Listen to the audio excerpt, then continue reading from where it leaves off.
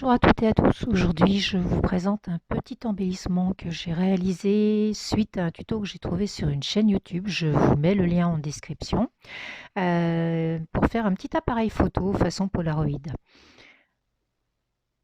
Voilà, avec la petite photo en dessous qui va bien. Ici, j'ai mis un tampon, mais vous pouvez très bien mettre une petite photo sans aucun problème ou faire le Polaroid en plus grand pour pouvoir mettre des plus grandes photos. À vous de voir. Alors pour réaliser cet appareil photo, ce petit embellissement, il vous faut tout d'abord un papier de fond, ou blanc ou noir, ou de la couleur que vous voulez, qui va faire 5 cm par 5 cm.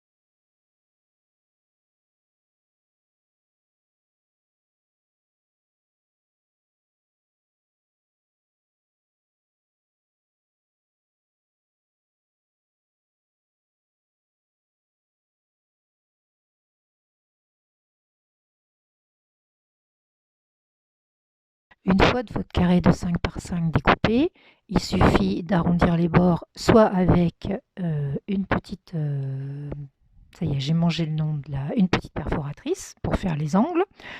Soit vous prenez quelque chose de rond, vous tracez en bordure et vous découpez avec un ciseau. Moi, j'ai la chance d'avoir la petite perforatrice là qui va bien, que j'aime beaucoup, que j'utilise énormément.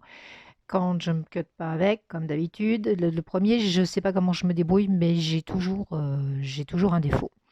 Mais ici, c'est pas très grave puisque ça va être dissimulé par le second papier. Alors, le second papier, ici, j'ai choisi un papier, un essai que j'avais fait, un embossage, avec des petits cœurs rouges.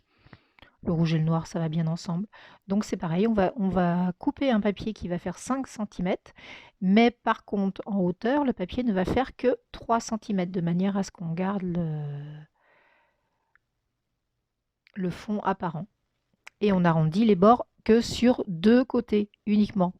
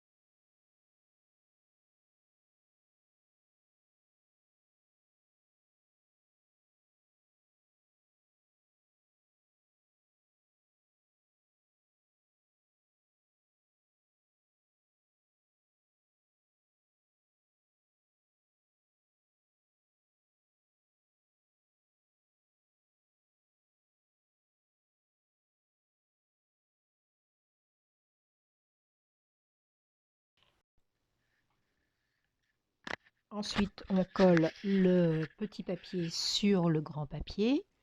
Alors normalement, on encolle le petit papier et on le colle sur le grand papier, l'inverse de ce que je viens de faire, comme de bien entendu. Et voilà, on a le corps de notre appareil photo Polaroid qui est fait. Pour faire l'objectif, l'idéal aurait été d'avoir un die rond et de le découper, hormis que j'ai effectivement un die rond, mais que je n'ai plus de Big Shot parce que le châssis de ma Big Shot a cassé à l'intérieur, il s'est fendu en 2, donc je ne peux plus m'en servir. Elle passe plus, je passe plus rien. Donc j'ai plus de je peux plus l'utiliser pour faire des dies, pour faire des découpes, et cetera, pour faire des embossages. Je suis malheureuse comme tout. Comme c'est la période de confinement, je pensais en racheter une chez Action pour pas faire de publicité. Malheureusement, Action est fermée, donc on va attendre la fin de la période de confinement. Et puis, du coup, j'ai opté pour mettre un œillet, tout simplement, que j'ai colorié en noir et que j'ai collé sur mon appareil photo. Pour faire le rond de l'objectif ou du flash, ou enfin bon, bref, la petite déco supplémentaire, j'utilise simplement une perforatrice de bureau toute bête pour faire mon petit rond. Et là, c'est le plus délicat parce que c'est tout petit et comme de bien entendu, on galère toujours pour les mettre. Je pense que la prochaine fois, je prendrai une pince. Je me demande si avec une pince, ça serait peut-être pas plus facile. Parce que comme de bien entendu, ça se colle on n'arrive pas à le ramasser, on le colle sur le tube de colle, c'est toujours la galère. Et quand on veut le poser sur l'appareil photo, ça veut pas y aller.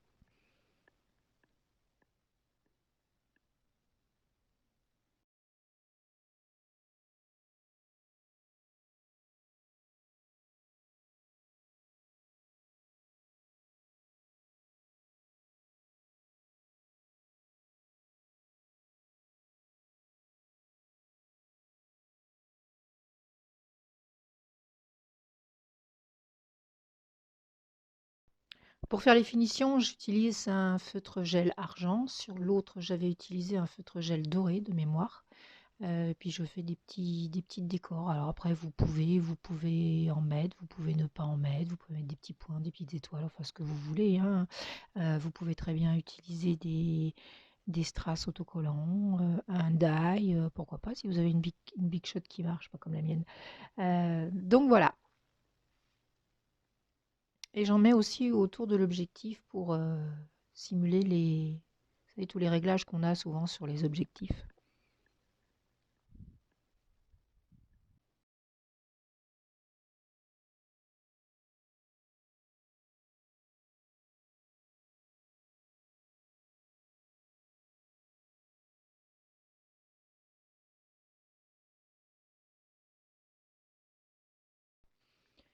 Alors une fois l'appareil photo, lui, en proprement dit, terminé, et on va passer à la photo.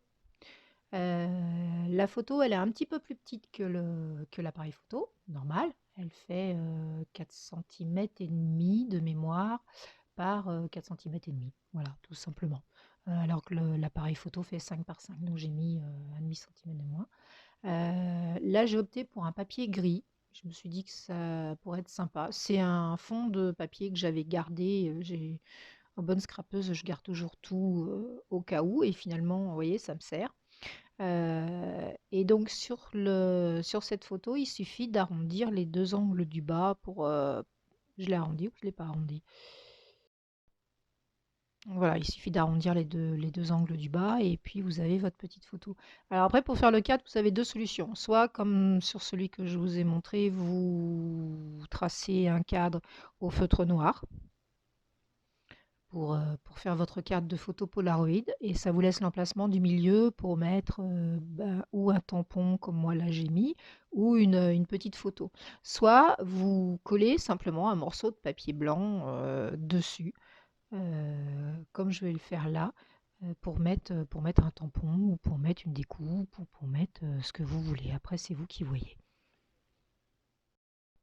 Moi, je trouve que c'est un petit embellissement sympa. En plus, il vous permet d'utiliser plein de chutes de papier parce que des morceaux de 5 par 5 ou de 4 par 4, en gros, vous avez 3 morceaux de papier de 5 par 5 et vous pouvez faire un appareil photo. Après, si vous voulez, vous pouvez le mettre en plus grand, pour le faire en plus grand, effectivement, en fonction du format des photos que vous avez. Rien ne vous empêche de le faire en 15 par 15 pour mettre une photo comme si c'était un Polaroid en dessous pour mettre, dans un album ou pour mettre, sur une page. Ça après c'est vous qui moi je l'ai fait comme ça tout simplement parce que, au départ il allait dans mon bijou. dans mon bullet journal, mais au final, eh ben, j'ai collé des aimants plats derrière et ils ont fini sur le frigo en guise d'aimants. Ça change un peu et au moins ils sont personnalisés.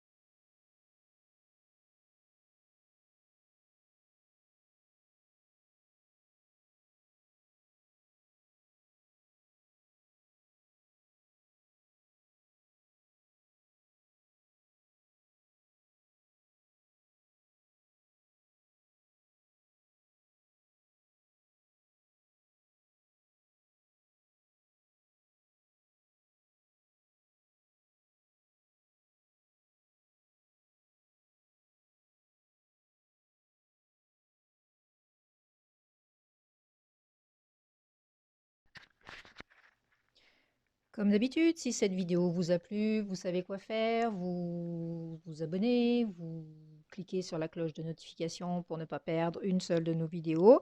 Et j'espère que celle-ci vous a plu et je vous dis à la semaine prochaine.